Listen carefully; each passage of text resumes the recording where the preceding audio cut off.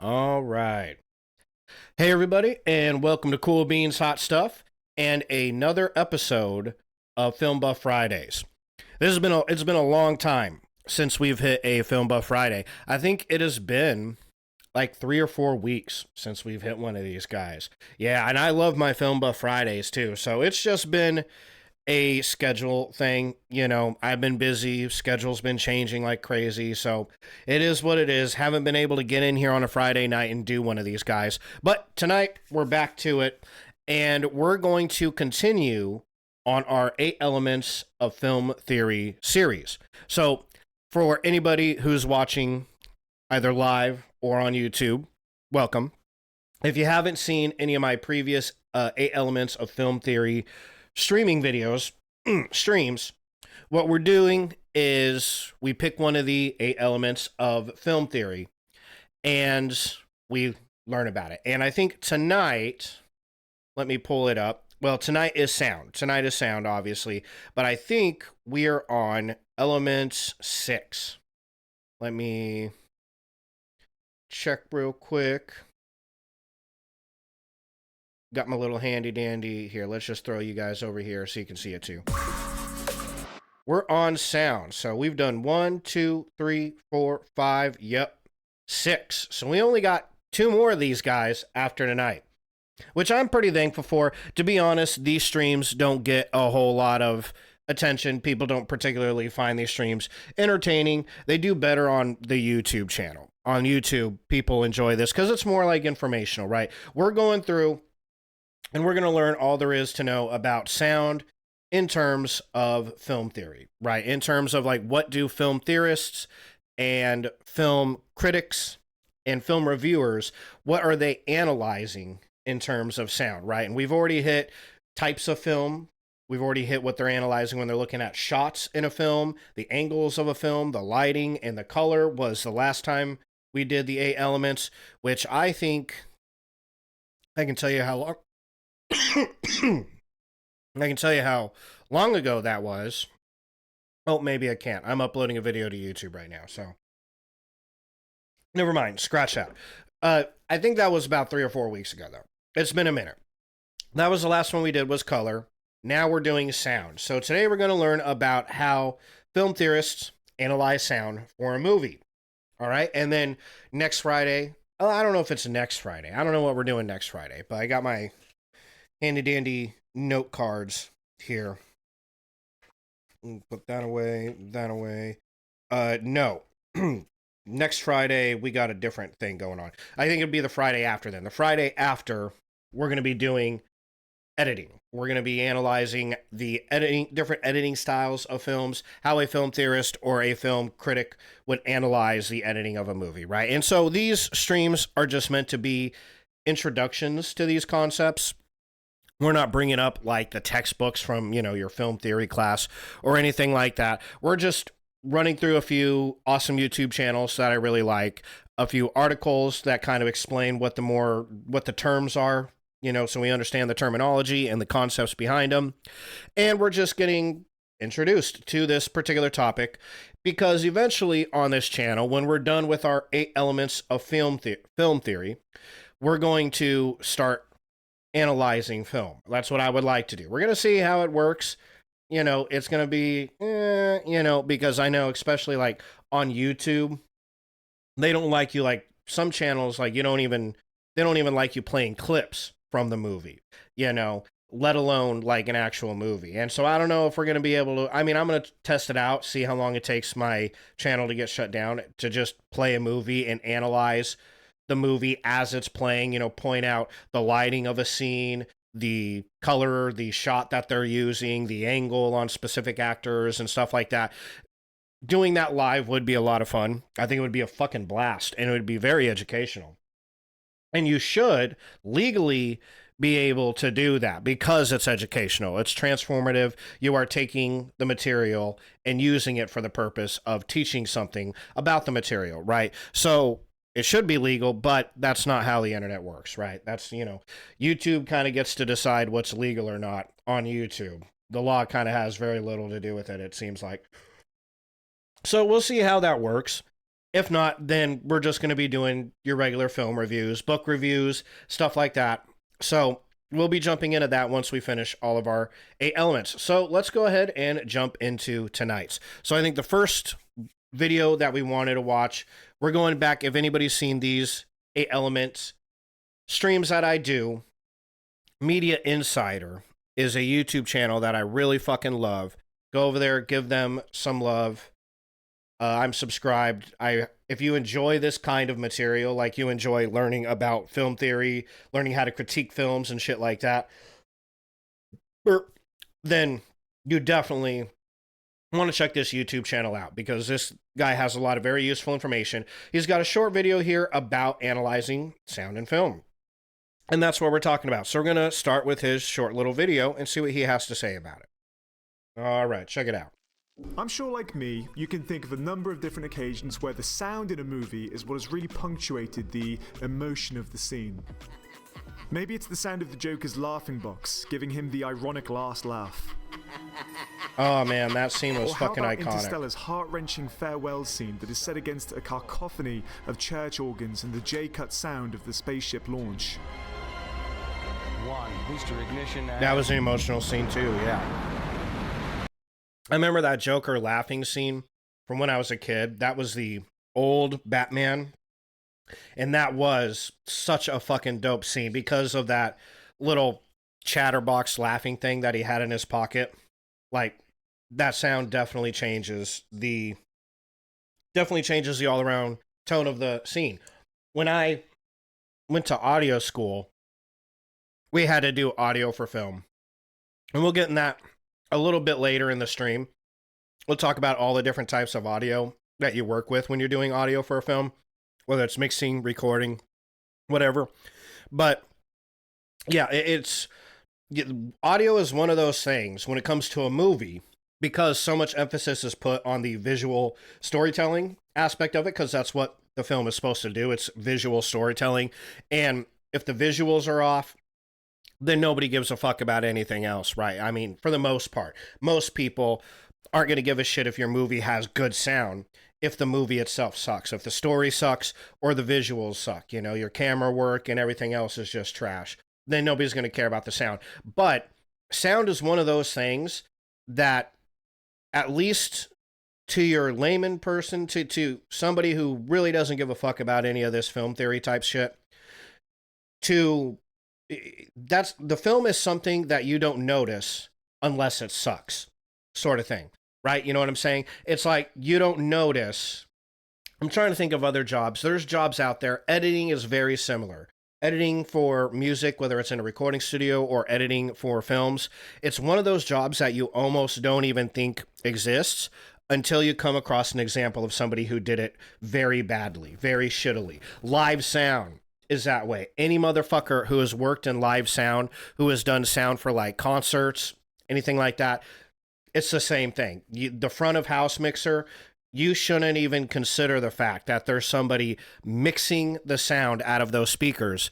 You won't notice it until they fuck it up. Then everybody in the room is looking for the live sound guy, like, where's that fucking guy? Fucking hang him, you know? So that's exactly how sound is the same way in film. You don't notice. I mean, you notice the sound. You hear the characters talking. You hear the Foley in the background and all of that shit. But you don't think about it until it's really, really bad.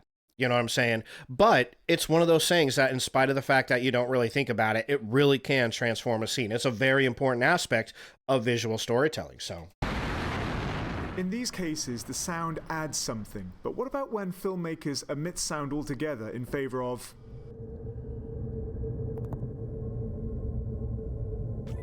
So, let's dive straight into an analysis of this technique and look at how various directors have used it for different purposes. Now, I'm willing to bet that for a lot of you, the most obvious example which will have come straight to mind for you in recent years is this beautiful scene from Star Wars: The Last Jedi. I didn't actually see this. Oh, that is a good, crazy scene. Oh, shit. Fuck them up. Over. And Doug.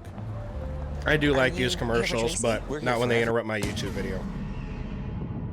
Now this is the most extreme example of this technique because both the in-frame audio, what we call diegetic sound, and the score, what we call non-diegetic sound. This is important. We'll go over this a little bit later. Here after a couple videos that we watch, we'll go over in more detail the difference between diegetic and non-diegetic sound, because that is pretty important. But he's going to go over it here now, so we'll go over it again though. Has been dropped completely, and it works so well for a number of reasons. Firstly, it's completely un-Star Wars. Think about Star Wars, it's one of the most mainstream, popular franchises in Hollywood, so to do something so unconventional is really striking. In fact, director Rian Johnson said in an interview the reason he did this is because it was completely opposite to what the audience was expecting, which would usually probably be something like this.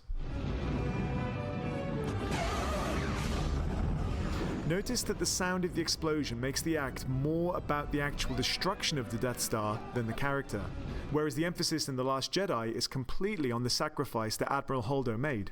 More on this later. The second reason this scene works so well is because it represents the shock that we are meant to feel. It's the entire currency of this scene. It's why we go to the cinema in the first place, to be shocked, to be stunned, to be amazed. So to ensure a holy crap moment, the removal of sound altogether almost resembles how we experience shock in the real world. It creates a disconnect between what our eyes are unbelievably telling us and what we should therefore be able to hear but can't. It makes us catch our breath, makes time slow like a car crash unveiling before us. Star Wars isn't the only science fiction film to omit sound altogether. It's actually a technique that's used quite a lot in sci-fi films to represent the physical lack of sound that you would get in space. Alpha, we need backup ASAP. There are a ton of examples we could look at for this, but my favorite is probably Gravity. Wait for us. Man down. Man down. Again, we're shown some devastating scenes, but by siding with science rather than entertainment as far as the sound goes, it not only adds to the authenticity by showing sound in space as it actually would be, but allowed us to hear the panicked voices and breathing that would usually be swallowed up in the wider soundscape. Must detach. Don't detach, that arm's gonna carry you too far. Listen to my voice. Here, sound emission is visceral. It adds authenticity and places the audience in the scene. Yes, there is a score there too, but make no mistake, it's the lack of explosions and the ripping of metal that makes this scene work so well. There's also, speaking on that same topic, there's a really good scene from The Martian with Fuckballs. What's his name? His name isn't Fuckballs. Well, whatever his name is, we'll call him Fuckballs until I remember what his real name is. But The Martian is a really good movie, really good sci-fi movie. There's a scene in there where somebody, I think it's the same thing, a ship blows up, and the moment it blows up, all sound goes away. And I've seen that a couple times in sci-fi movies. One is another science fiction film that makes excellent use of cutting sound altogether, but for another reason.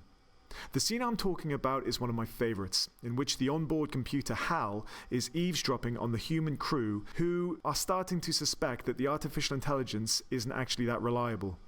I've got a bad feeling about him. You do? Yeah, definitely. Don't you? I don't know, I think so. HAL is so intimidating because of how completely void of emotion and therefore unreadable he is.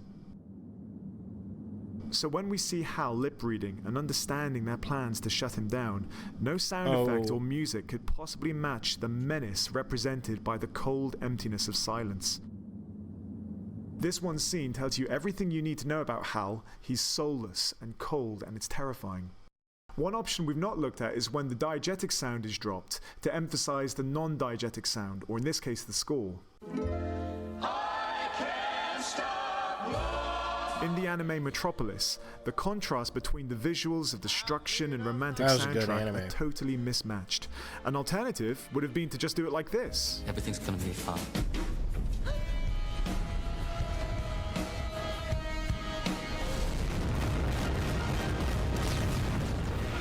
But the difference is that in these films, the sound glorifies the act of destruction, just like it did with the Death Star.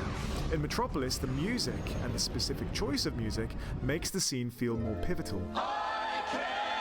A key moment in time, less about the physical destruction and more about the action behind it. This character is selflessly doing something for the good of others. There's also in that Metropolis, I don't know whoever has seen that or hasn't seen that. It's a real good movie. You got to check it out if you haven't.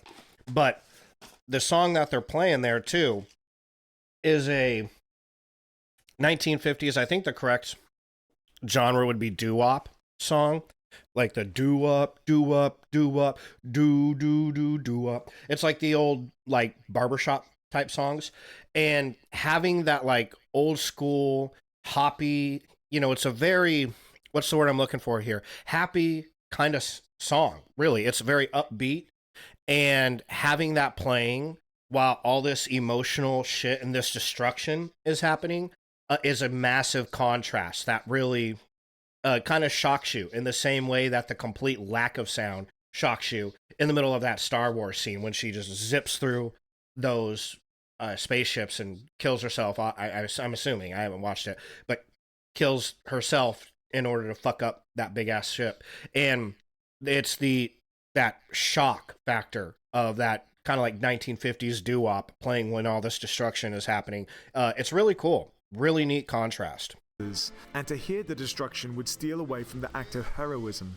Christopher Nolan uses this technique very well in Dunkirk to emphasize the sacrifice of Tom Hardy's character in this scene. Oh, that was a good movie.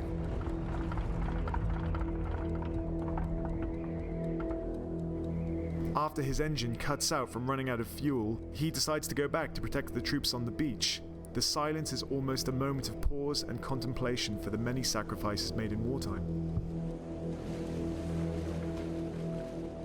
That last example is interesting though, because the sound hasn't actually been removed in post-production. The sound exists within the scene.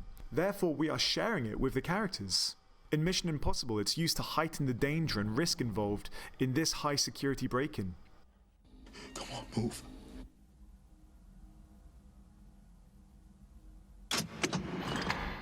If Tom Cruise, or the audience, makes a single sound, the game is up. We've seen this same use of shared silence in a scene recently in A Beautiful Day in the Neighborhood, in a far more spiritual capacity. We'll just take a minute and think about all the people who loved us into being. I can't do that. Just 1 minute of silence. Tom Hanks invites not only his friend to share a moment to be thankful for all the good things in life, but also the rest of the cafe, and even the audience, here for a full 50 seconds. Absolute silence. Wow, that's a long time.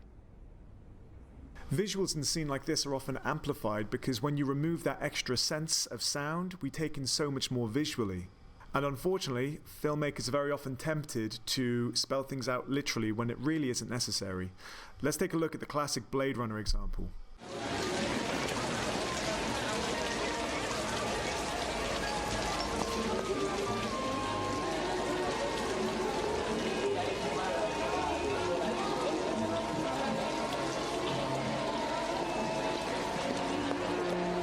A new life awaits you in the off-world colony. The chance to begin again in a golden land of opportunity and adventure. Here, we learn everything we need to know about this world, about Deckard, just from what we can see. Now compare it with the theatrical release that has a voiceover. It was completely unapproved by director Ridley Scott, and it's widely considered to be the inferior version. What do you think? They don't advertise for killers in a newspaper. That was my profession. Ex-cop. Ex-Blade Runner. Ex-killer. Use your new friend as a person. There are hundreds of examples we could look at, and I'd love to hear some of yours. That's kind of interesting. I didn't know that was a thing. I mean, to be honest, I didn't think that second one was all that bad. But yeah, I did like the first one. It still gives you a little bit of mystery. That last one is almost a little bit corny. It's almost like too noir. You know what I mean? Like, it's kind of out of style to have that, like, hardened, like, yeah, I used to be an ex-cop kind of voiceover when you're watching this. I don't know. I just feel like maybe that's, like, out of style. But That's the only reason I didn't like it. In summary, I'd say this. Dropping the sound is just another device available in the toolbox of different devices to filmmakers. It's a simple case of looking out for where it's been used and why. This will obviously depend entirely on the context of the scene. All we can do as analysts is look for it and question it and marvel at when something new comes along to surprise us. Maybe this video will help you do that. If you've learned something, then please go. I will be honest. I feel like the title of that video was very, misleading. How to analyze sound in film, and it was actually about there not being any sound in film. But normally, I mean, it's still an interesting video. Usually this guy's really spot on with whatever it is he's trying to teach you. And let's see here. Yeah, I was hoping that would be more of an introduction into what we're going to actually talk about. That was completely opposite of an introduction to what we're talking about, diegetic and non-diegetic sound and all of that. So let's go ahead and get into that before we jump into another video and the same thing happens and it ends up being about something completely different. So, okay, when it comes to sound and video, there's 4 primary types of sound, right? There's 4 different categories of sound that you're going to see in any particular scene or shot of a movie. Okay, and the first one is dialogue, also referred to as ADR in like the industry. I don't know if they still refer to it as ADR. They did back in like the early 2000s and 2010s when I was at an audio school and had worked and done a little bit of ADR Foley recording. So ADR or dialogue is literally just the words spoken by characters in a film. Okay, pretty simple, easy to remember. Music is the second category. Again, pretty simple. It's a soundtrack. I think they also call that soundtrack or music. Third is sound effects. Okay. So the difference between these last two, sound effects and what's called, they have it here, Google AI says ambience. I always heard it called Foley or Foley and Foley, I believe. And so sound effects are artificial or natural sounds designed to create specific auditory experiences. So that would be like, so again, this is where this is a little bit different than what I've actually heard. Let's see. So that's sound effects. Ambience refers to the background sounds that create a sense of place and atmosphere, such as rustling of leaves in a forest or the general noise of a city. So it's kind of like background noise would be ambience. Sound effects is any other kind of noise. I always was learned special effects or sound effects would be artificial sounds that you have to create for the movie. Like in Jurassic Park, it would be like the T-Rex roaring, screaming, right? That would be a sound effect. Okay. The sounds of lasers being shot out of guns, pew, pew, pew, pew, pew, pew. You know, that would be a sound effect. A bomb going off in the middle of Times Square, you know, terrorists blow something up, that bomb going off, the sound of the, that would be a special effect, right? Or sound effect, excuse me. The engine revving in your Fast and Furious movie, sound effect, right? Sound of helicopter blades twirling, sound effect. Foley is any sound that is connected, any other sound that is made naturally by the background or characters in the story. And that would include them shutting doors, footsteps, people talking in the background. It would be the sound of clothes rustling. It would be anything that is being created by the characters in the film that isn't an artificial sound effect. You see what I'm saying? So it's kind of like a weird difference between those last two. In this AI overview over here, which I just threw it up because it's just good to know that there's 4 different categories.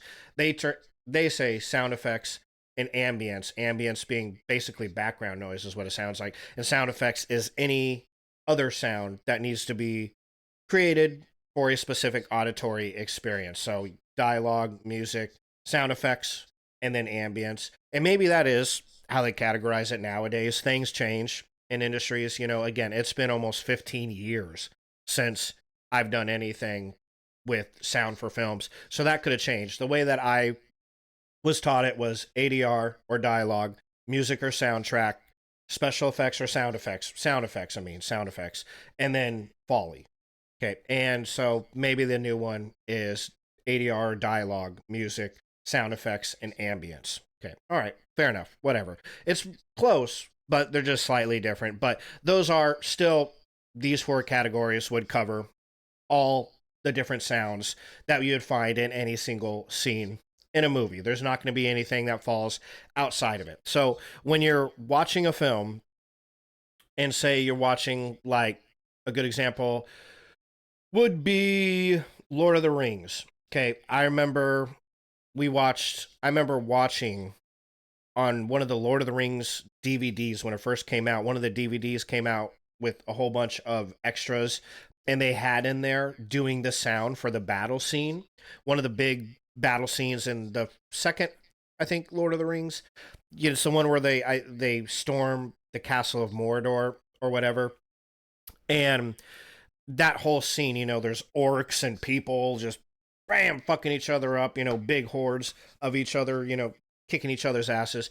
And they had, just on that one scene, they had thousands of audio tracks playing at any given moment just for that one scene, because every single sound of a sword hitting somebody's armor, somebody screaming in pain, a bow, an arrow whizzing through the air, and the bow like boing, you know, after the, you know, the fire in the background from like something burning, like, you know, making the sound of something burning, you know, everything, sounds of footsteps, people grunting, every single tiny little sound, all of that would be either special effects or Foley. And then you had, you know, characters shouting. You had all the music in the background, you know, the trumpets or whatever, you know, and, or the war drums, whatever. And, you know, but they had like elephants, I think, in that scene, if I remember, or big ass giant trolls or some shit. And you would hear their like, their footsteps, you know, shaking the earth. And all of that had to be in this scene. A lot of it playing all at once because it's a big giant fucking war. And if you're in war, like it's all happening right there.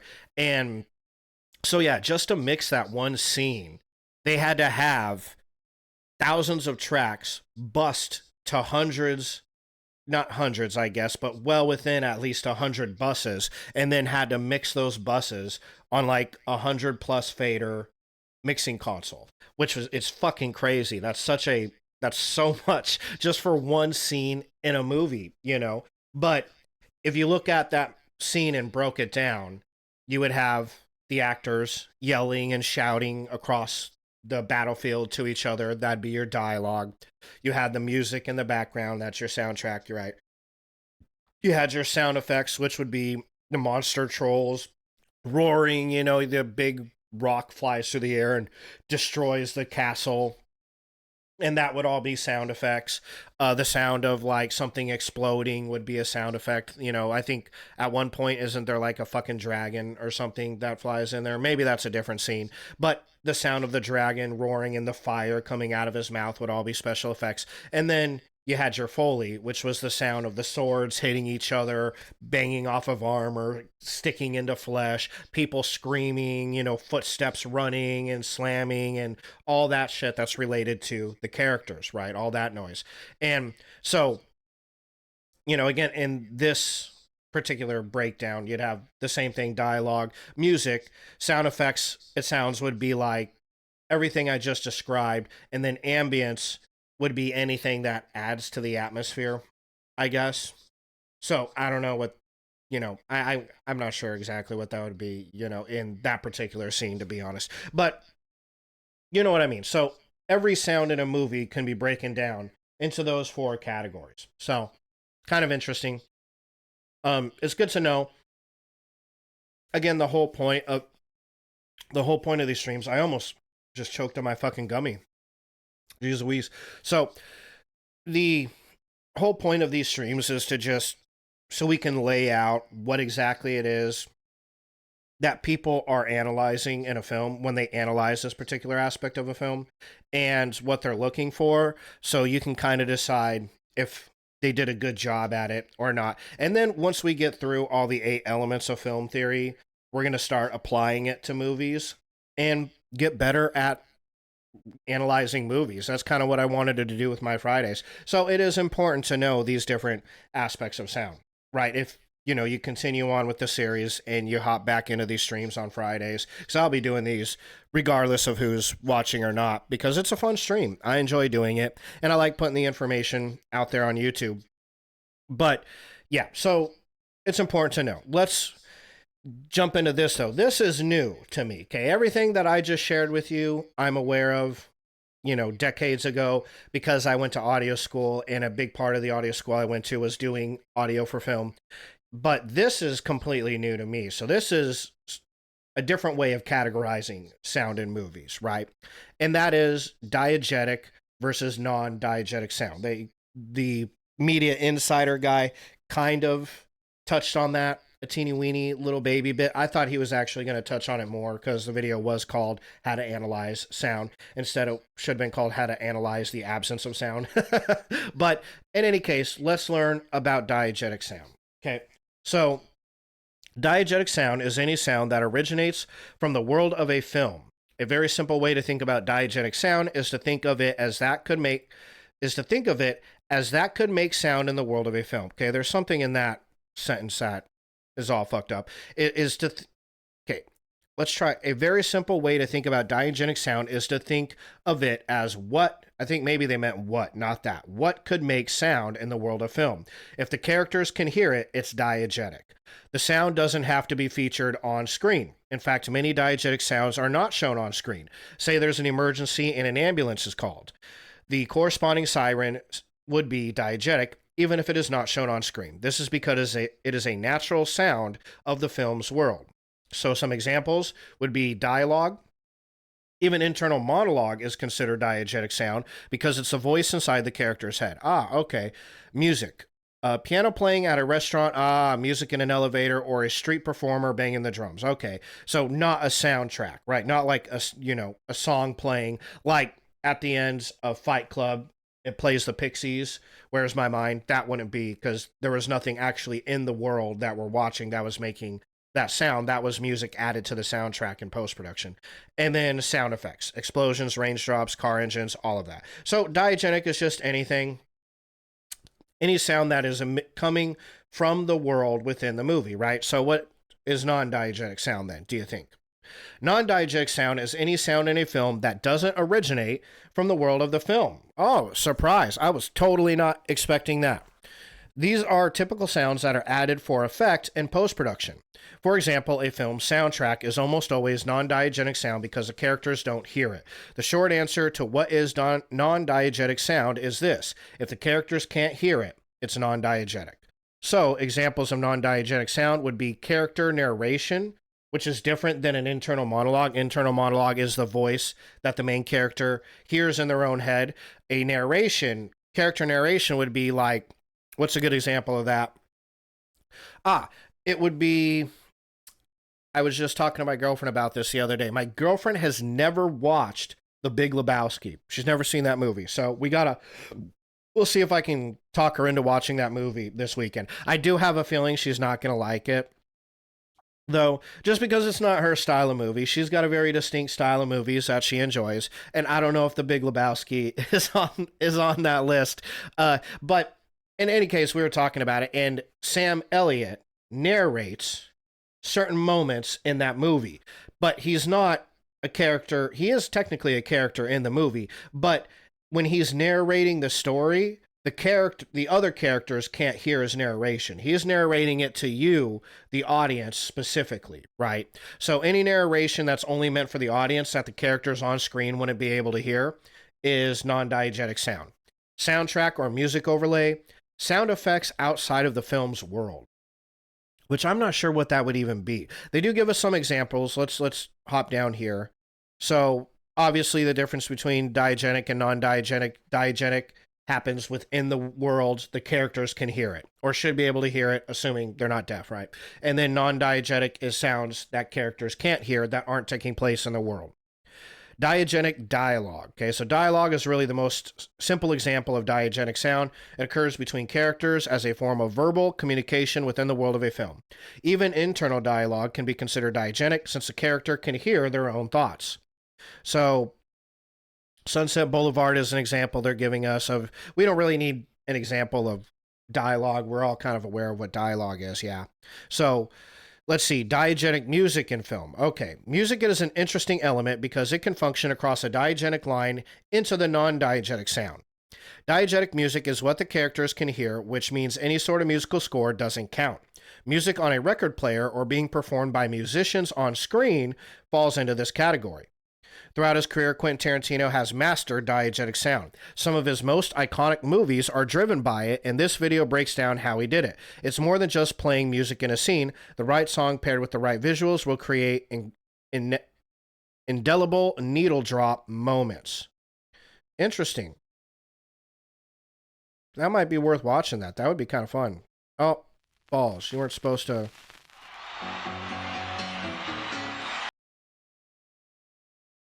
Oh, it did. Okay. Yeah, let's save that for later.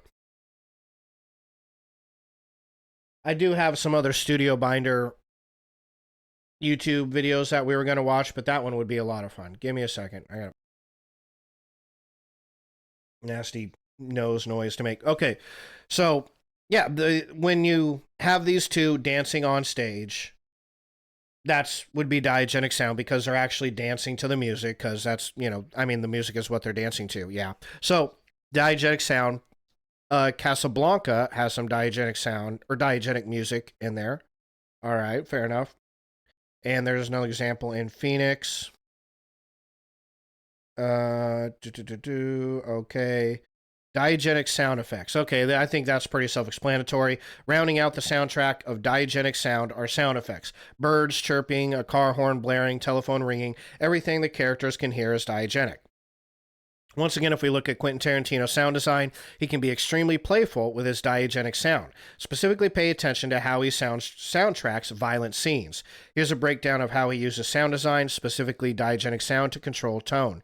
Interesting. Whether it's gunshots, whips, explosions, or that insane bladed mace that Gogo Yubari swings around, he never lets sound become standard. Listening to a Tarantino movie can be just as invigorating as watching it. Oh, okay.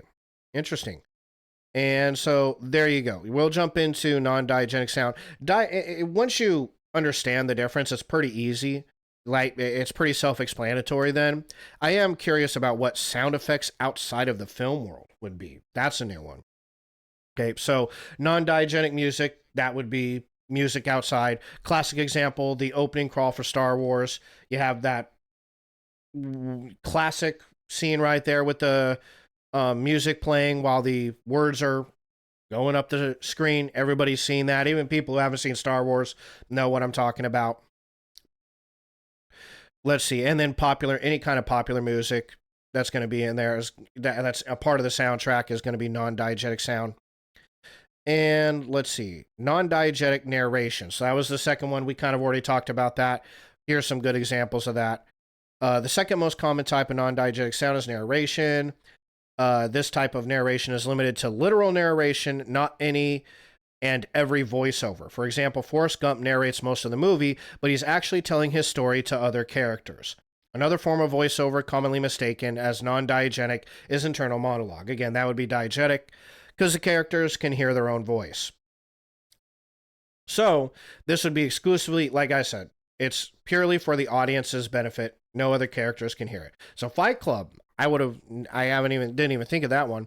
In Fight Club, Edward Norton's character gives us a ton of non-diegetic narration. Whether or not that narration is accurate is the topic for another article. But yeah, he's constantly narrating what's happening in the story, or sometimes he's not even narrating what the fuck's happening in the story. He's narrating excerpts from the book. I don't know if you've ever read the book Fight Club, but it's an awesome fucking book. I do think the movie is way more entertaining, but the book is really fun, and you'll get all those chunks of narration you get from Edward Norton in the movie that a lot of times they're kind of like philosophical insights, are big chunks from the book. That kind of has nothing to do with what's happening on screen in the movie. It's just a really interesting philosophical point to make. Whether it's correct or not is besides the point, but it's just a really wild way. It gives you insight into his character's thought process, and what he's going through mentally. So Norton's character talks us through the Fight Club that he and Tyler have started, filling in the gaps of what we have seen on screen. If you've seen the film, you know how important Norton's voiceover and point of view are to the story. Yeah, because it kind of changes the whole twist, right? Oh, American Psycho. That's a good one, too. American Psycho is a film that aims to connect the audience with the protagonist, Patrick Bateman. I was actually, on a different note, I was planning to do a Film Buff Friday on actually these two movies, the Sigma male characters. There's this whole fascination on the interwebs, especially on Reddit. Really, that's where I see it, is Redditors throwing hissy fits because supposedly, I know that there's this whole Sigma male trends, I guess, for lack of a better word, going on in the world, where people are taking characters of men in movies that they consider Sigmas.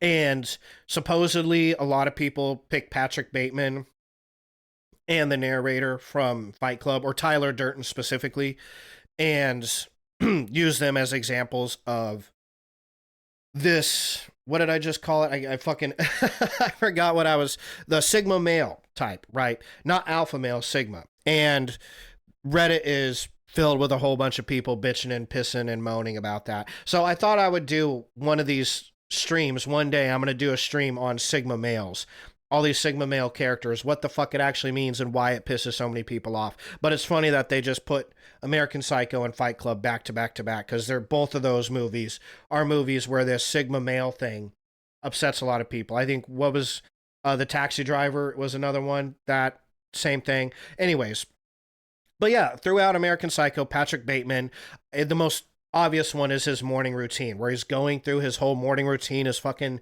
weird ass face pills and his lemon squirts or whatever the fuck he does with his face. Like, that's a non-diegetic narration. Oh yeah, and Goodfellas, Henry Hill narrates the whole movie. God, that's a good movie. I haven't seen that in so fucking long. I need to check that out. The moment Henry addresses the camera directly is an abrupt and shocking switch between non-diegetic and diegetic narration. Oh, yeah, sure. Breaks the fourth wall at the end of the movie. I remember that. So non-diegetic sound effects. This is what I was kind of interested in, because I'm having a hard time visualizing what that might be. Sound effects are almost always diegetic, yeah, but in rare instances, they can also be part of the non-diegetic sound design. These are often used for comic relief, or in exaggerated ways that are clearly meant to be identified by the audience as non-diegetic. So, Shaun of the Dead, using quick cuts and exaggerated sound effects, particularly in montages, is something of an Edgar Wright staple. Okay, listen as Sean reviews the various plans and how non-diegetic sound effects play a major role in how this mini montage is constructed. Let's do that.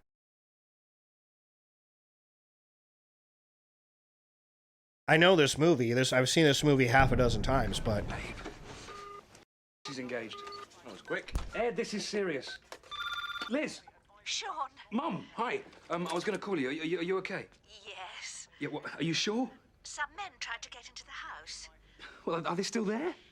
I'm not sure. We've shut the curtains. Well, did you try the police? Well, I thought about it. Well, are you okay? Did they hurt you? No, I'm fine. I'm fine. Mum? Well, they were a bit bitey. Mum, have you been bitten? No, but Philip has. Oh, okay. Has she been bitten? No, Philip has. Oh, okay. Listen, Mum, what sort of state is he in? Oh, he's fine. Bit under the weather. I see. What's the deal? We may have to kill my stepdad. Listen, Mum, sit tight, okay? You're not safe there. We're coming over. I don't want to cause a fuss. We're coming to get you, Barbara! Okay, so when it switches, that would be a non-diegetic sound effect. So, what's the plan? Right. We take Pete's car, we drive over to Mum's, we go in, take care of Philip. I'm so sorry, Philip. Then we grab Mum, we go over to Liz's place, hole up, have a cup of tea, and wait for all this to blow over. Why have we got to go to Liz's? Because we do. She dumped you. I have to know if she's all right. Why? Because I love her. All right, gay. I'm not staying there, though. Why not? If we hole up, I want to be somewhere familiar, I want to know where the exits are, and I want to be allowed to smoke. Okay. Take Pete's car, go round Mum's, go in, deal with Philip. Sorry, Philip. Grab Mum, go to Liz's, pick her up, bring her back here, have a cup of tea, and wait for all this to blow over. Perfect. So it sounds like it's just like the swoosh sounds in between all the cuts is what the non-diegetic sound effects are. But that's a great example. I totally wouldn't have occurred to me. Yeah. I don't know if like when they hit Philip over the head with the shovels, I'm not sure that would count because that would technically be something that they could hear if they're hitting him in the face. But I don't know. We don't need to really like dive that deep into it. Ooh, Kill Bill. Okay. What is non-diegetic sound? Just ask Quentin Tarantino, who has a lot of fun mixing diegetic and non-diegetic sound effects into his films. Take the showdown between The Bride and Go-Go. There are plenty of diegetic effects, but there are also plenty of non-diegetic examples mixed in.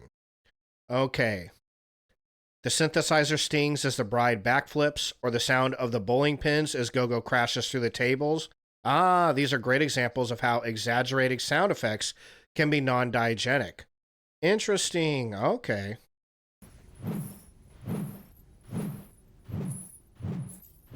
So those swooshes, that's diegetic. Again, this is a good example of what the Media Insider was talking about. The complete absence of sound, like background noises, music, and dialogue. All we hear is that swishing of her crazy mace, and it really adds to the tension, you know? Makes that mace sound dangerous as fuck.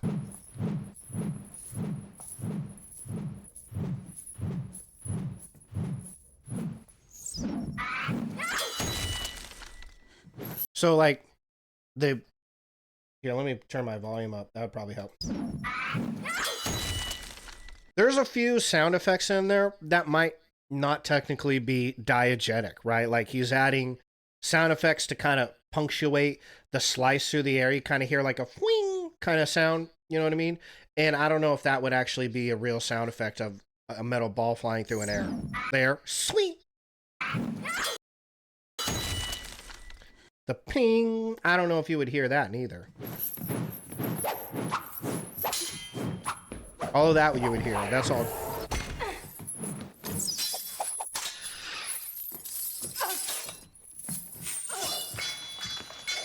Oh, that's diegetic.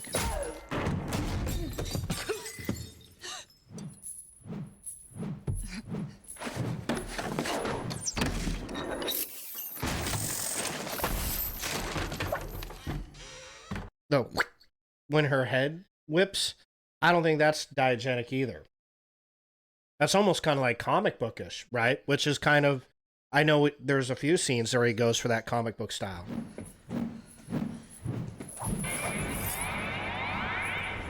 Oh, yeah.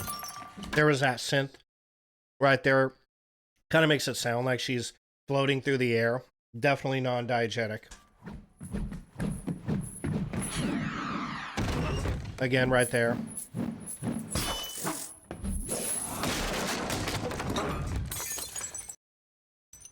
Well, like, so that I think was the bowling pin sound he was talking about.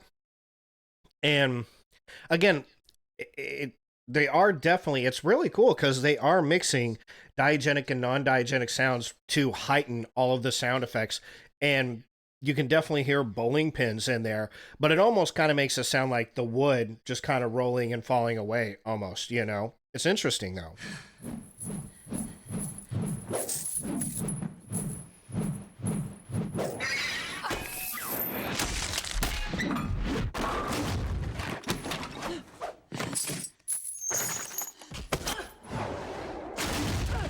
That would be non-diegetic when she's flying through the air.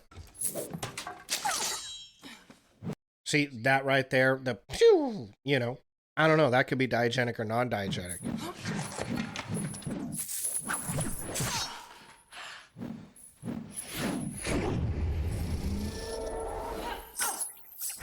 A lot of non-diegetic sound right there when it gets into slow motion.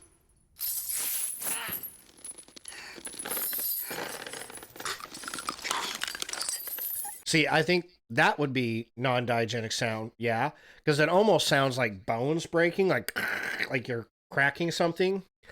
You would record that kind of stuff in Foley.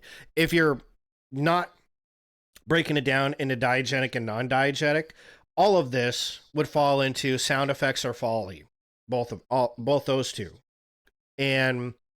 But yeah, it's hard to know which ones are diegetic and non-diegetic, to be honest. It's really cool though.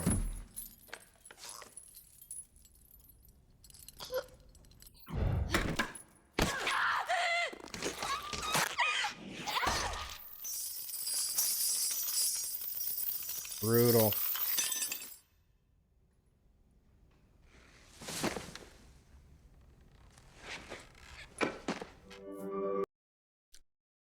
Dope fucking movie though, man. Really like that movie. And yeah, really crazy use of sound for sure. My mind's blown there. We'll hold on to this. Well, let's just pop over here just in case. Then we can delete that. So that's diegetic and non-diegetic sound. And really, honestly, that's the most important as far as the little bit that I've read about analyzing sound from a film theory perspective. That's about the most important aspect of it, right? Like knowing the difference between those two things. I think it's beneficial to know the 4 different kinds of sounds too. The other way of categorizing sound, your ADR or dialogue, music, sound effects, and then Foley or ambience, whatever one you want to go with. But anyways, we got a few videos we're going to get back into. And that's a pretty long one. I think all of these are Studio Binder too. Studio Binder is a great YouTube channel. And these guys, I didn't plan on us watching through all these videos because there's just so many. I just kind of wanted to pick whichever ones, have them all up, and then we'll pick whichever ones kind of look good. But one of these Quentin Tarantino ones honestly sounded like a lot of fun. But the Studio Binder, if you've never heard of them, definitely go over to their YouTube channel and check them out, because them, just like the Media Insider, they're the 2 most helpful channels I've found for understanding and learning film theory, film reviewing, and film critiquing, right? So really useful for that. But let's go over here and talk about Tarantino's music. Have you noticed how some of the most iconic moments in cinema history use music?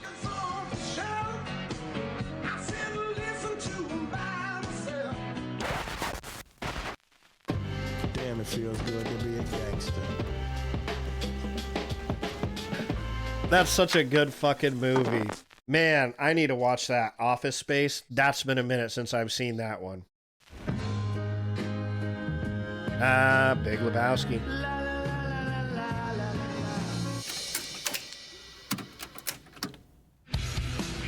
There's some filmmakers who are content with cues everyone expects, like hard rock over an intense action scene. Last Action Hero. That's a good one. Ooh, Lights Out. Or haunting drones over suspenseful moments. But instead, the scenes that really stick with us are when directors take chances. And if there's any filmmaker who understands this, it's Quentin Tarantino.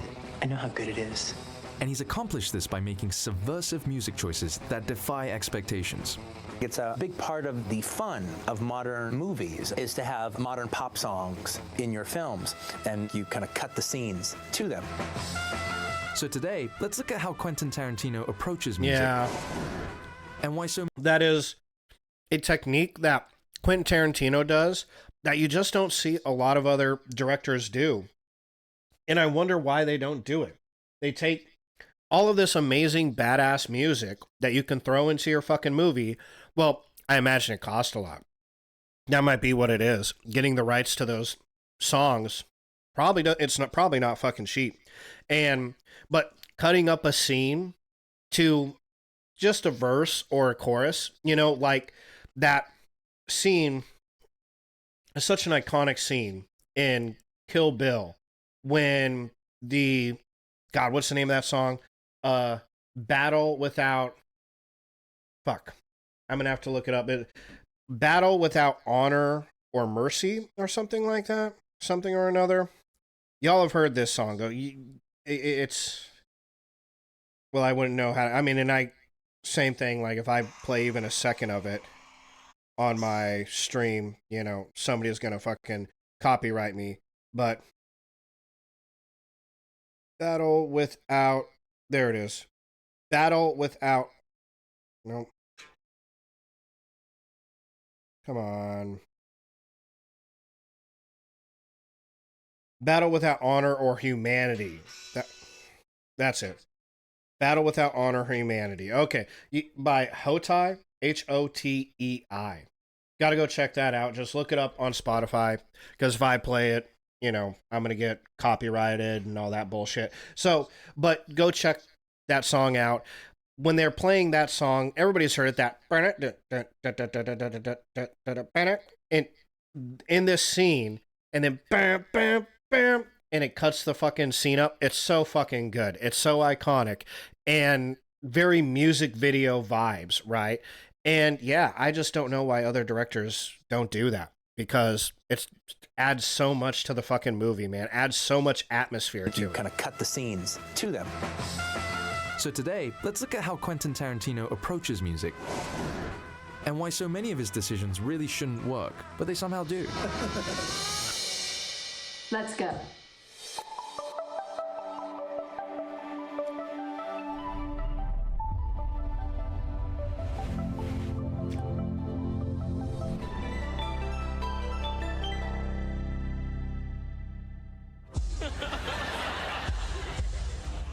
Before we start grooving and shaking, remember to subscribe and enable notifications by ringing that bell.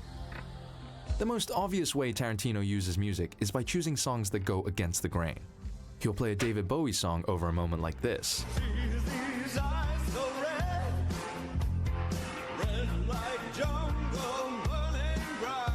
Or a Tupac and James Brown mashup in a Western. Song choice.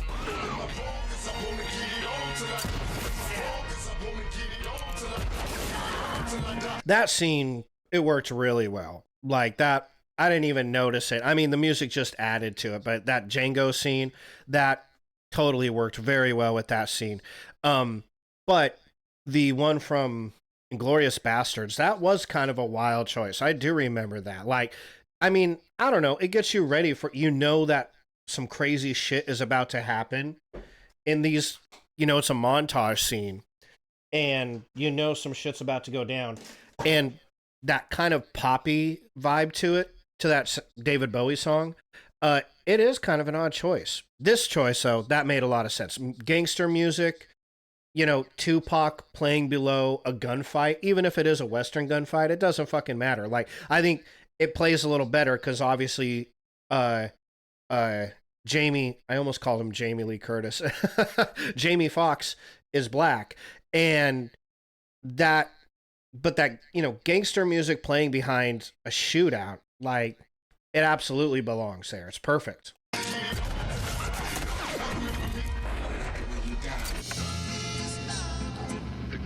Tarantino takes music in movies very seriously. To better understand how this scene is constructed, we imported the screenplay into Studio Binder. The choices he makes are undoubtedly intentional, so much so that he often writes them directly into his scripts. And a classic case of this is this scene from Reservoir Dogs. In this scene, the music would be diegetic, right? Because he actually hits the speaker and plays the song. Even though the song gets loud enough, there's a noticeable moment in the two different moments in this scene where he turns the speaker on and the music starts playing, and you can hear the reverb of the speaker in the warehouse.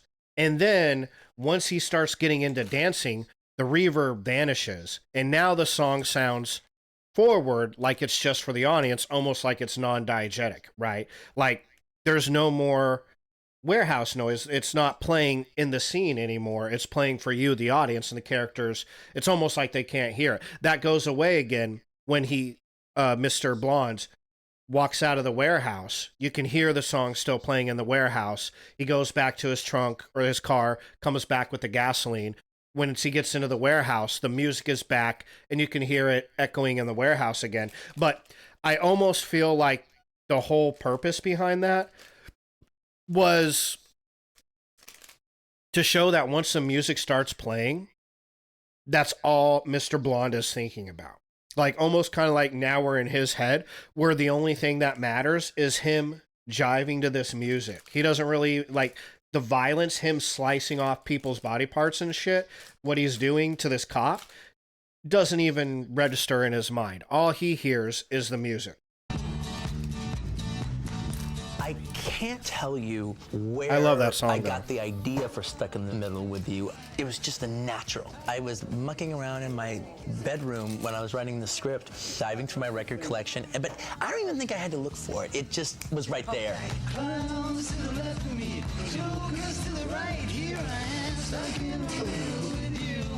It's one thing to have a dark scene. It's another thing to cut a man's ear off while playing this song.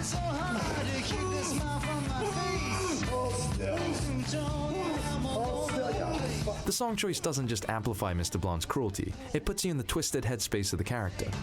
Thank you. Boom. See? What did I fucking say? Yeah. Hey, what's going on? You hear that?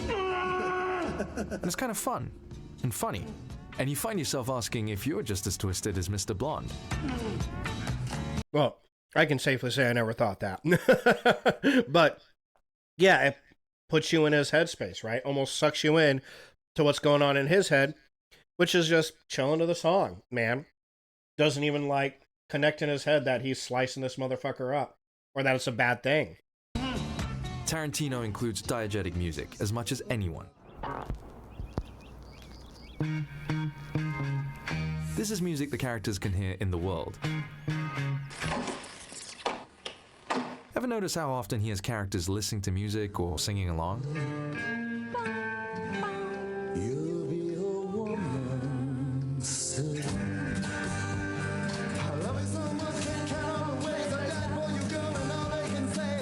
Quentin Tarantino also has a really a penchant for picking older songs that kind of fell out of public eye and people forgot were even a thing. You know, like, I mean, I was too young when Steelers Wheel came out or You'll Be a Woman. When these songs came out, I wasn't even alive, right? My dad was, though. And I remember watching these movies, hearing these songs, and then loving these songs because they're good fucking songs. He picks great fucking songs and matches them so well to the scenes that they're playing in. And then I would download them onto my iPod and I'd be listening. And I remember listening to Steelers Wheel and my dad being like, are you listening? Wait, what's that song you're listening to? Turn that up. And I listened, you know, showed him the song and he's like, what fucking song is that? He's like, I know that song. And I was like, the Steelers Wheel. He's like, yeah, wow. He's like, I haven't heard that in 20 fucking years. It's crazy. Like, how did you find that fucking song? You know, that came out when I was like just out of high school or whatever.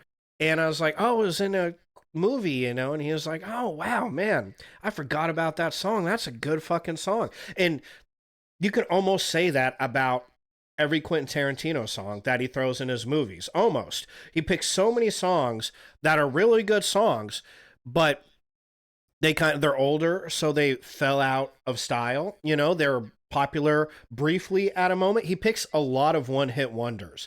He really does throw a lot of one-hit wonders into his movies. And even when he picks modern day songs, you know, when he did, was it Django? I think it was Django. No, it was Hateful Eight. The song Apple Blossom by White Stripes. Obviously, they're not a one-hit wonder, but Apple Blossoms, you know, I don't think anybody would put that on their like top 5 White Stripes songs, right? That wouldn't go on like your favorite White Stripes songs, right? Seven Nation Army, you know, there's Ball and a Biscuit and a whole bunch of other that, you know, the White Stripes have made so many really good songs. That probably wouldn't be on anybody's top 5 White Stripes songs list. It's still an awesome song though. It was a modern day song that almost went by the wayside considering White Stripes, the rest of their discography. The rest of their discography is so much fun to listen to that song people forget about it, and that's something Quentin Tarantino is really good at, is picking just really good fucking songs that are lesser known songs, either because they're from a bygone era or because they just weren't the most popular tracks from that artist or whatever, and throws them into his movies in the most perfect settings, and it brings those songs back, man. And that's probably one of the coolest things about his song choice, is he picks so many songs that end up getting a revival and becoming more famous again just because they're in his fucking movie. So sick. It speaks to Tarantino's vision as a writer. He knows exactly what music he wants, even at a script level. I could make a tape that your character would listen to.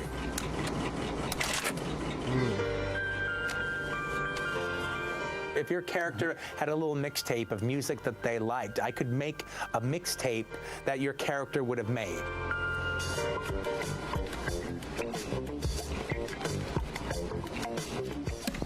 Again, son of a bitch. That was my fuck up. A little mixtape of music that they liked. I could make a mixtape that your character would have made. Back that up. So, in this scene, this is another one of those instances where the song that Quentin Tarantino is playing is it contrasts what's happening on the screen. Samuel Jackson is getting his gloves on. This is from Jackie Brown. Samuel Jackson is putting his gloves on because he's about to go kill a snitch. He's about to go convince this guy to come out of his house. I'm pretty sure, or he already did it. I'm pretty sure in this scene he's getting ready. A little mixtape of music that they liked. I could make a mixtape.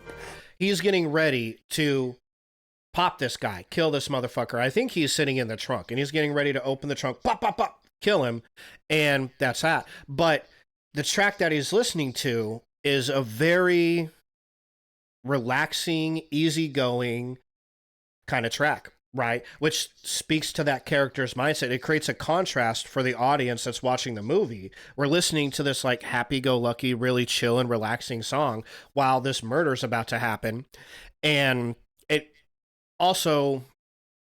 creates that contrast of what's happening, what you're expecting to happen, because us as the audience, we haven't seen him kill him yet, but we kind of know what's about to happen. I mean, he's got the guy in his trunk. He just drove the guy into a random lot, and now he's putting gloves on. It's like, oh, shit.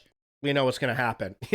We know what's going to happen. I think the guy he kills is Chris Tucker, too, by the way. Not to give up too much in the movie, but it's Chris Tucker. He's got in the trunk of his car. And it creates that contrast for the audience, the emotions of the music and the emotions of what's happening in the film.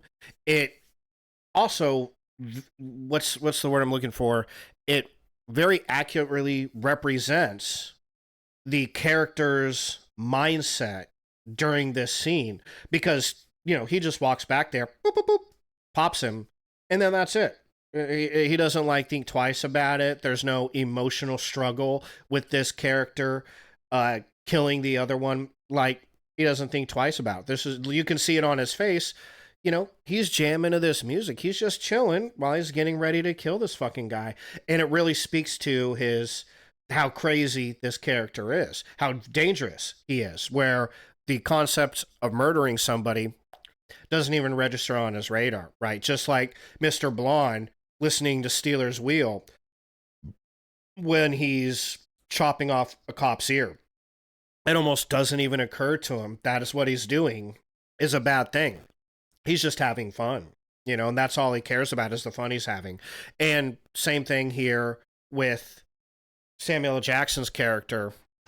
Gosh, I wish I would remember his character's name. This is a good movie, too. It's one of the movies in Quentin Tarantino's, not discography, filmography, that kind of goes under the radar for some reason. And I don't know if that was because when it was released, it didn't get a big, hoorah. But I really like this movie. Most people that I know who are Quentin Tarantino fans, they put this movie up fairly high in the list just because it once you revisit it, it's like, oh, this is classic Quentin Tarantino, and it's a real good story. But yeah, in this scene here, Samuel Jackson's just doing his job, basically. He's like, well, this is what I gotta do to get rid of this snitch or whatever, and that's that, whatever. And nice and relaxing and just doing my job, the same thing you would do at your job. Like, well, yeah, just get it done. Boop, boop. Shoots him, and then that's that. So, again, it's just such a unique song choice. But that contrast between the music and what's happening on screen is something that Quentin Tarantino does a lot, I feel like. That your character would have made.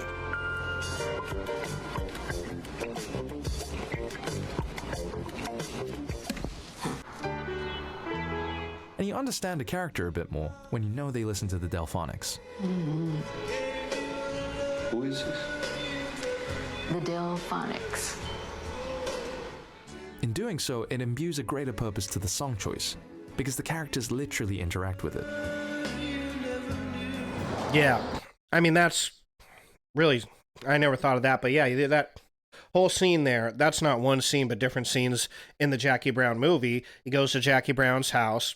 Max Cherry is the white guy's name, goes to Jackie Brown's house. She shows him the Delphonics, and then later on the movie, we see him stopping by the store to get a Delphonics tape, and it's kind of it's a sign there that he likes Jackie Brown, right? You don't do that, that's, everybody's been in that situation, right? Like, you fall in love with somebody, and now you find yourself jamming to the music that they listen to, right? Because it's kind of like you want to share that with them. You're interested in whatever they're interested in, and because you're interested in them. Yeah. And we're getting that kind of sign. It's not outright. He isn't coming out and blurting out that he loves her, but we kind of know what's going on. We're like, oh, look at this guy. He's diving into the Delphonics now to get with Jackie, to get into the things that she's into, right? So... As long as one is one. Let's look at this scene. Yeah, that scene. Girls joyfully singing while dumpster diving is already unsettling. But when you know who it is that's singing, that's the thing is, for anybody who hasn't seen it, this is Once Upon a Time in Hollywood.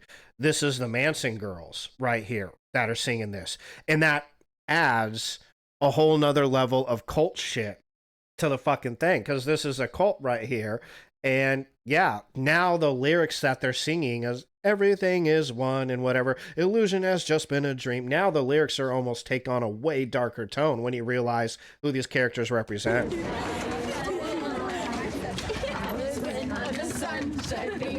Things get even weirder when we consider what they are singing.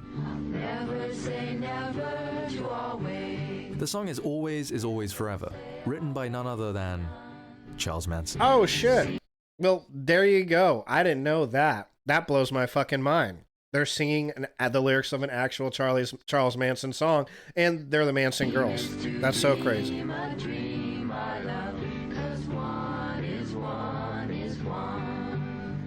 I think we're fascinated by it because at the end of the day, it almost seems unfathomable. How he was able to get these girls and even these young boys to just submit to him. And frankly, the more you learn about it and the more information you get and the more concrete it gets, it doesn't make it any clearer. It actually makes it even more obscure the more you know. Yeah. The young girls singing in unison points to their collective hive mind and their loyalty to a psychopath. As long as one is one, inside yourself or your father. All is one, all is one, all is one. If the song had been simply played over the soundtrack, we wouldn't have gotten the same effect.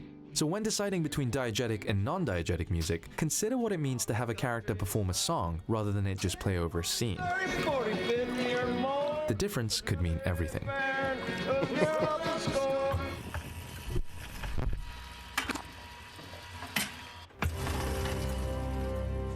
But Tarantino includes non-diegetic music, aka underscoring, as much as anyone. How I end up doing it on my own, it's a real pretty private thing. I have a record room in my house. I'm a big vinyl guy. That's in bins and it's broken down by genres. And part of my thing when I'm coming up with an idea is to go through those records and kind of find the music or the personality of a given movie. There it is. It's like I'm looking for the spirit and the rhythm that this movie needs to play in. When songs are used as underscoring, or non-diegetically, they typically fade in and out of a scene so as not to attract too much attention. That is such an epic scene right there. That is so fucking classic because of how it cuts up to the song. It has a music video vibe to it that I just wish more movies did that with their non-diegetic soundtracks. But by now, you should know that Tarantino likes to break the rules, so he'll abruptly start or end the song. Another good example of that is Martin Scorsese started doing that in some of his last few movies, The Departed especially. He did that with that Dropkick Murphy song throughout the movie. The sailing up to Boston to find my wooden leg. You know, but he immediately starts it and stops it throughout the movie over and over again. And it's very kind of shocking, abrupt.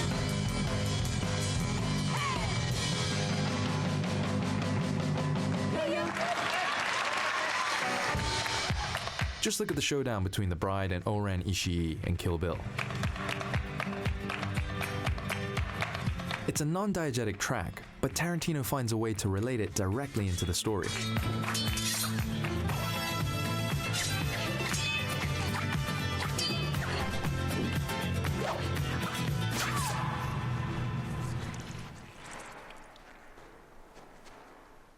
The song cutting out is abrupt. The audience is thrown off guard in the same way the bride is from the wound she suffered. A similar effect is used in Death Proof.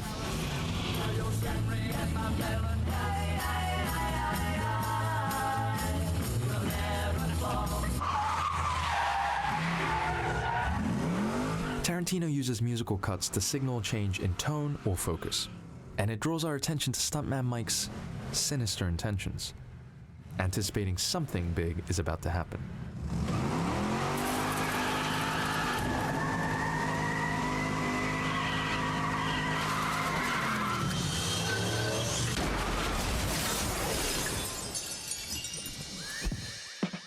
Yeah, they're definitely not going to show the rest of that scene, but that's another Tarantino movie that kind of went under the radar.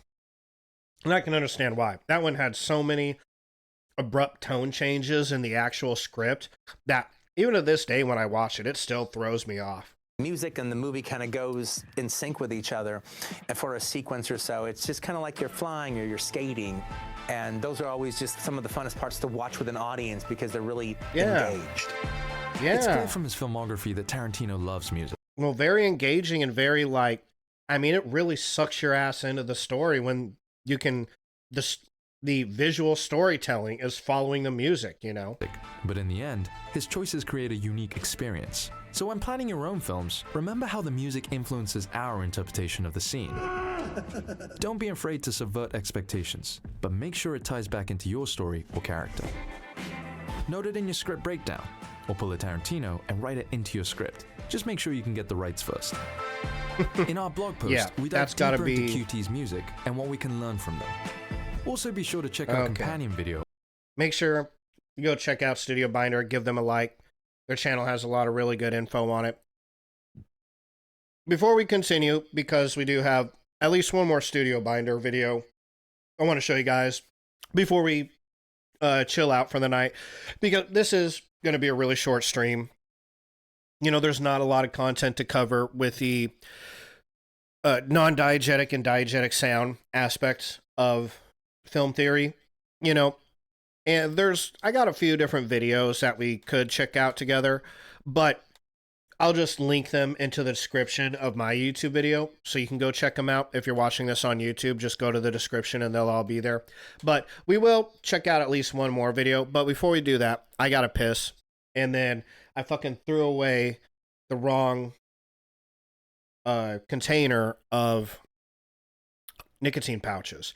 I opened a fresh one, and then I threw that one away and kept my fucking old one, and I just realized this is like, fuck balls. I gotta run up and go dig through the fucking trash and get my goddamn nicotine pouches. Okay, so give me a minute. I'll be right back. You just chill here.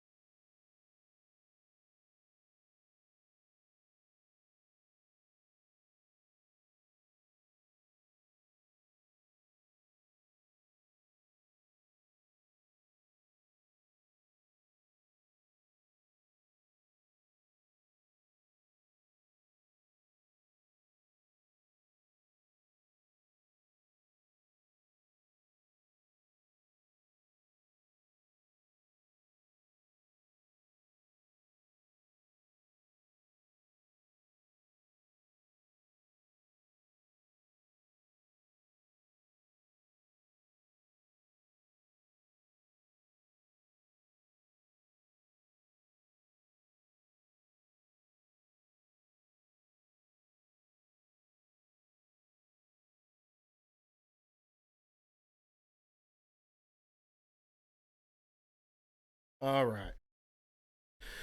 We're back. That didn't take too long, I don't think. Good. About 3 or 4 minutes. Okay, so this is a bit of a longer video. This will give us a whole bunch of different examples of diegetic and non-diegetic sound. This is, again, another Studio Binder video, so make sure you give them a like. I'll link all of their videos that I have in the description to this video on YouTube. But I'm out of breath because I had to run up and down the steps like 5 fucking times. I did find my actual nicotine pouches, though. Thank goodness. I was root through the fucking trash. I was prepared to root through the trash for the next half hour if I had to. But okay, so let's go ahead and get a few examples of diegetic and non-diegetic sound, just to kind of drive this point home, and then we'll probably call it a night. So here we go. We always say that we watch movies. Would you like to watch a movie? Let's go watch a movie. I'm just gonna go watch a movie. But have you ever listened to a movie?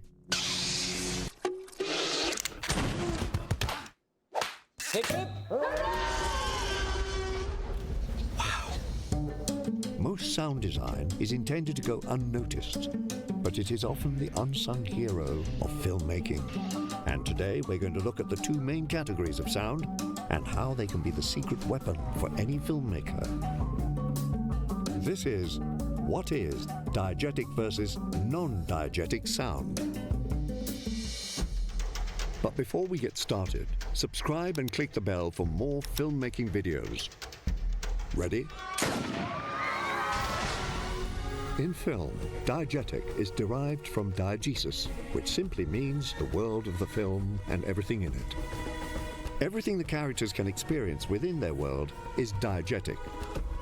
Everything that only the audience perceives is non-diegetic.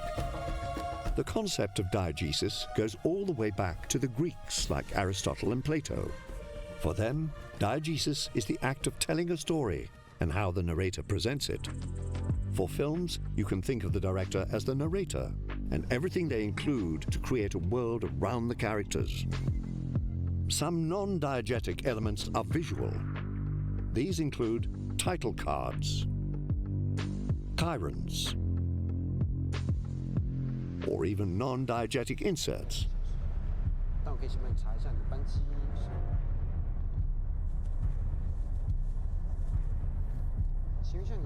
Shots taken from a source completely external from the main diegesis.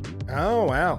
But when it comes to the study of diegetic versus non-diegetic, it usually refers to sound. Theorist Michel Chion developed this visualization to mark the differences. First, he divides all sound into 3 zones. 2 of these are acousmatic zones, covering sounds we hear but can't see the source.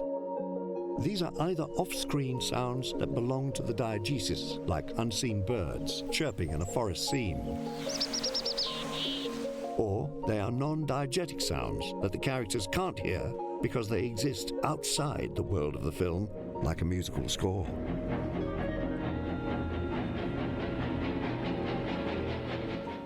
The final category covers the visualized zone, where the source of the sound is visible on screen.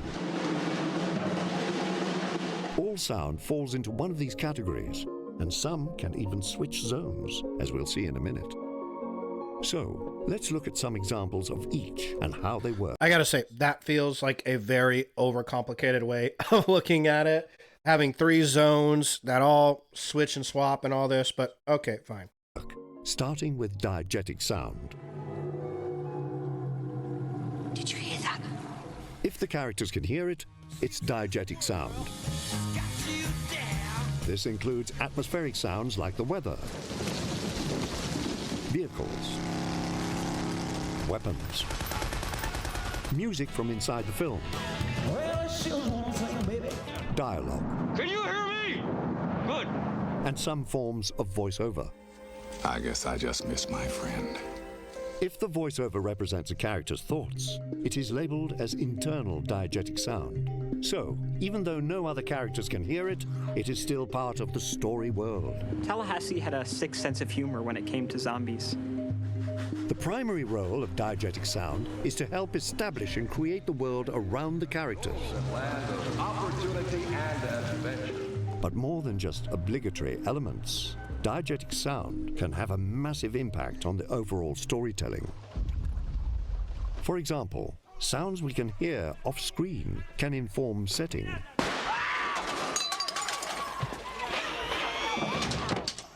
And they can expand the world beyond what we see in the frame.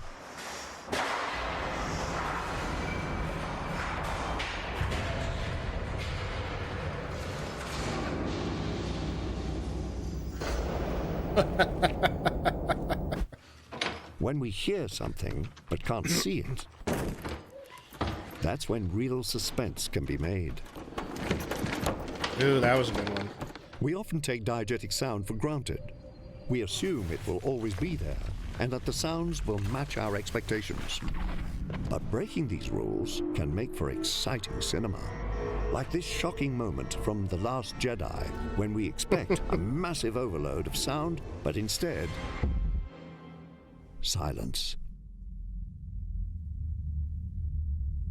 Or in this horrific scene when Alex's rendition of Singing in the Rain juxtaposes his actions.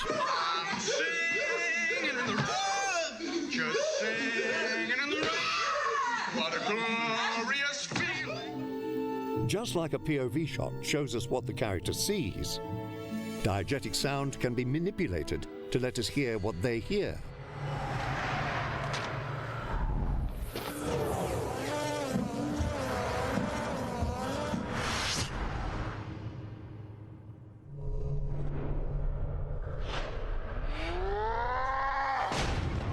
Or when the character's mental state is compromised, sound can communicate this just as well as imagery.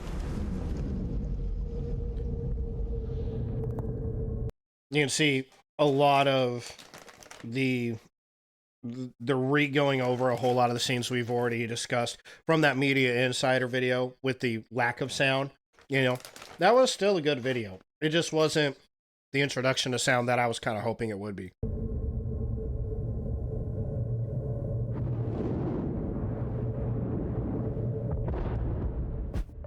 Diegetic sound can easily be taken for granted by both the filmmaker and the audience. But there are opportunities like these that bend the limits in creative ways. All the dude ever wanted was his rug back, not greeting. Really tied the room together.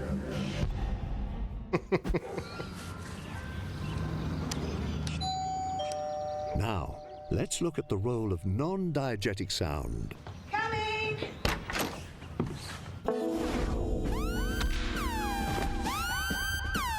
Everything the characters cannot hear. That was one part of that. A lot of you always forget until you rewatch Kill Bill. Those siren sound, the weep womp, weep womp. Whenever she sees somebody she hates, it's a interesting effect, but it's weird. Yeah, it definitely is like. And then when they follow it up with a bump, ba-da, ba-da, and then they start fighting, it has that kind of like comic book effect. But yeah, that was definitely one that I know pulled a lot of people out of the movie. I remember watching this when it first came out with my dad and my mom and dad being like, "What the fuck is going on? What was that about?" Like, it pulled them noticeably out of the movie when he did that. It's a neat and creative aspect to his, you know, that's one of the many creative things he does with Kill Bill that was really fucking cool. And you don't see anything like that in any other movie, you know, but that along with like the extreme tonal changes of Death Proof, there's some things that were, yeah, you know, Quentin Tarantino is a fucking genius and a mastermind, and I sure as shit gonna never make a movie even half as good, you know, but there is moments in his movies where it's like, I don't know if that entirely works out. You know, this is one of those little things that people forget about with Kill Bill until they watch it again. They're like, oh yeah, I forgot it does that. Is non-diegetic.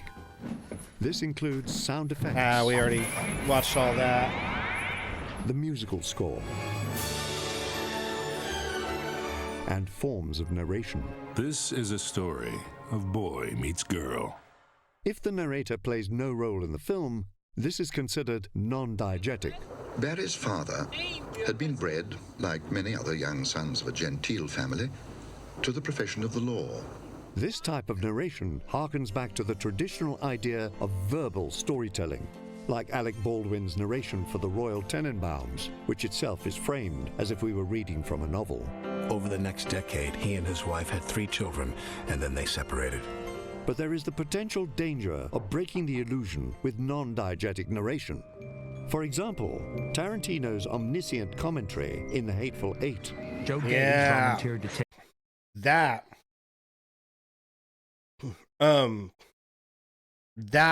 was another moment that a lot of people did not like. If you look up the review for The Hateful Eight, the moment where Quentin Tarantino's narration randomly just pops into the fucking movie, there was no narration at all for almost like, I forget, like an hour and a half, 2 hours into the movie, because it's over a 3-hour movie, I feel like, Hateful Eight. I'd have to look into it to know for sure. But, and then there's just a short 2 or 3 minutes where he narrates parts of the movie that we missed. And it's like, what? Like, it was such a random pull out of the movie that it almost kind of, it was like, oh, ooh. I definitely remember not liking that. I definitely remember being like, damn, I wish he would have done something different, because that was weird. That was weird as shit. It definitely pulled me out of the movie. I was like into the movie, sucked in. And then I was like, oh, he's like narrating what happened? That's weird. Take Smithers' dead body outside. Straws were drawn to see who'd help him. If you recognize his voice, it suddenly reminds you that this is a movie and the director is essentially breaking the fourth wall. Captain Chris Mannix donned the dead general's coat and joined Oswaldo in lighting the candles and lanterns. Of course, this type of interruption in the diegesis is done for creative purposes, something Tarantino does all the time. Don't be a Beatrix Kiddo. Here. I was just thinking that was another scene in Kill Bill that was weird as fuck, where she finally says her name. Remember, again, this is something that a lot of people forget about Kill Bill. Every time she would say her name, it would beep it out. And you would be like, what? Wait, did that just happen? Did they just beep out? She says her own name. My name is beep. And you can see her mouthing it, but you're like, wait a second. And then I remember rewinding that, my dad rewinding that and being like, it just beeped out her name.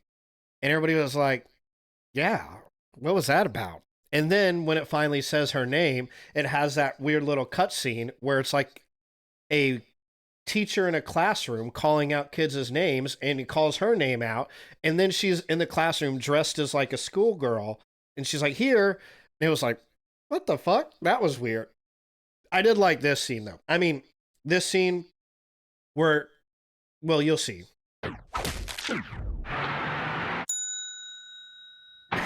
That was pretty good too. Non-diegetic sound effects can enhance that scene where it like stops. You get the freeze frame in the middle of Stuntman Mike getting his ass kicked. That was pretty cool. I did like those edits, were really fucking sick. Motion and movement. Listen to how sound effects are added to increase the intensity.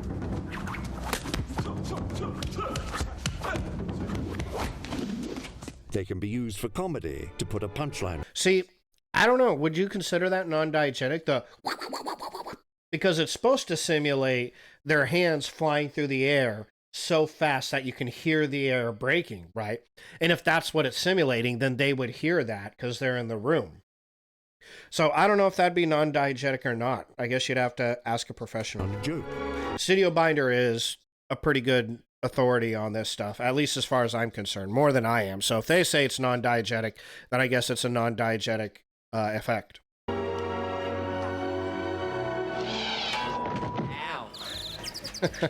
And, of course, the most consistently used non-diegetic sound is the score. It might seem counterintuitive to make a fictional world for us to lose ourselves in, only then to apply such an invasive element as music Not at on all. top of it. I don't think that's It should crazy at ruin all. The illusion, No, but it we've doesn't long ruin the been illusion at accustomed all. to it. Whoa! Dude, Non-diegetic movies would be so much more boring without music. No way. music plays a massive role in the film experience. Yeah. Without it, Interstellar would be less transcendent. Do that.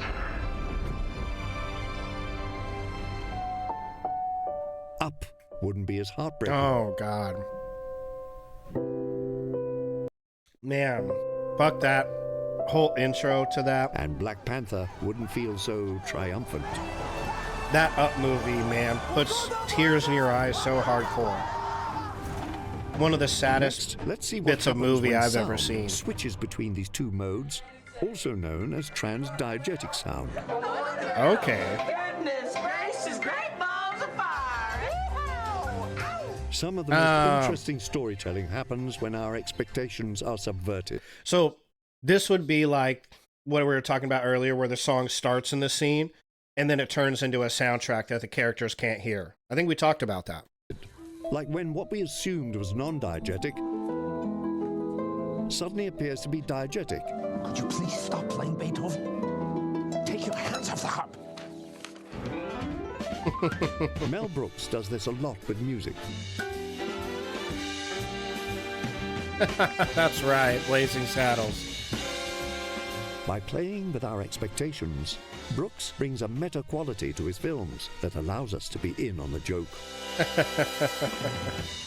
We might hear non-diegetic score that suddenly becomes diegetic, playing on a character's radio.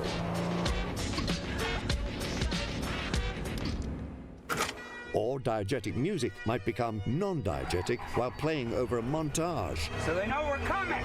to help smooth over the time jumps.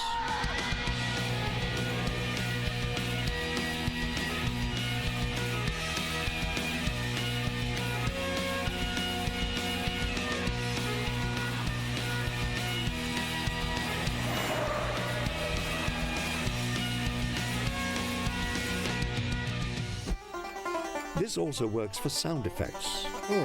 Listen closely to this scene in Raising Arizona. Oh, that was a good As movie. Ed is distraught with news that she can't bear children, notice how the wind carries over to the next scene.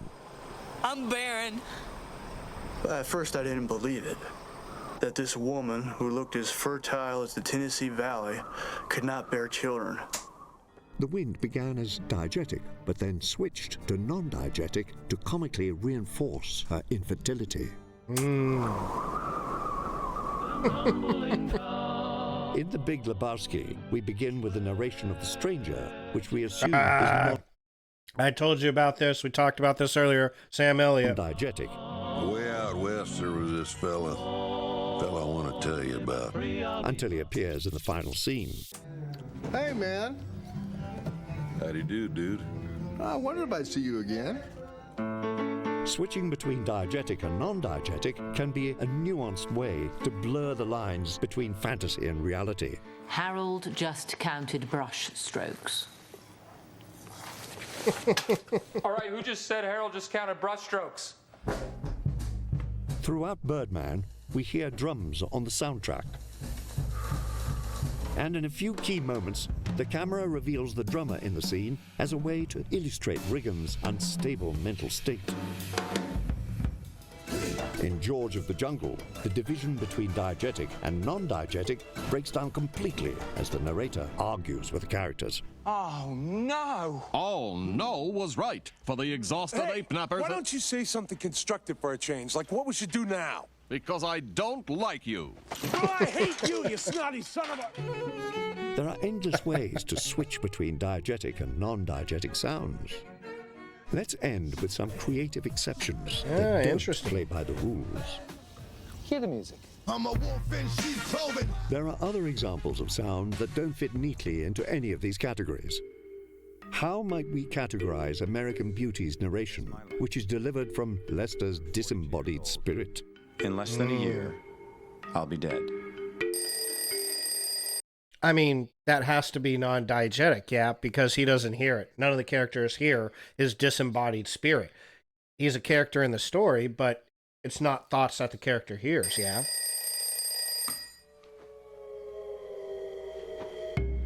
Of course, I don't know that yet. As far back as I can remember, I always wanted to be a gangster. The narration in Goodfellas is constant until the last 2 minutes when this happens. When he breaks the fourth I'd bet wall. 20, 30 grand over a weekend, and then I'd either blow the winnings in a week or go to the Sharks to pay back the bookies. Didn't matter. Didn't mean anything. When I was broke... Now, we assume the narration was actually testimony. But because Henry seems to break through the diegesis, as if time stops in the courtroom, we're uncertain whether it really was narration, testimony, or something in between. And now it's all over. And that's the hardest part. At the end of Psycho, we hear Norman's internal monologue, speaking in his mother's voice, as a completely separate personality. They're probably watching me. Well, let them.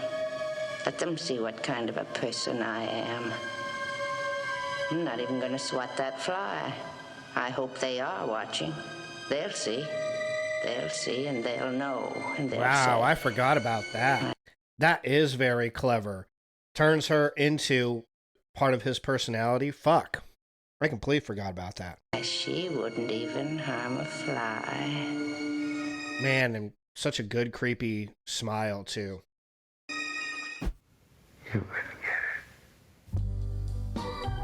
How should we classify this moment in Joker?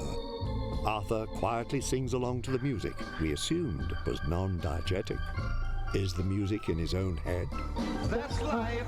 That's life. And it's funny as it may seem. Some people get their kicks.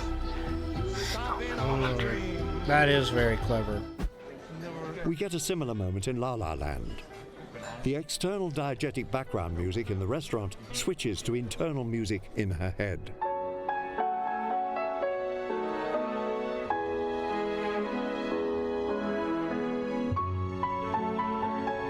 Inspiring her to make a romantic leap. I'm sorry.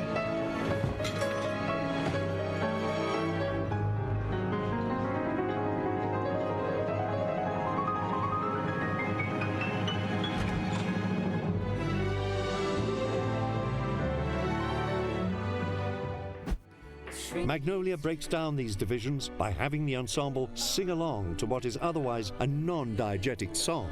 But it's not going to stop.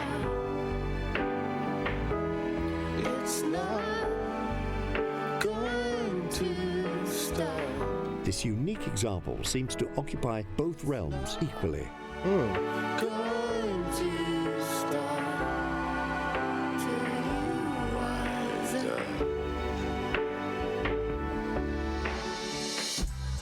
As you can see, these two types of sound can be just as useful as cinematography and editing in telling a story.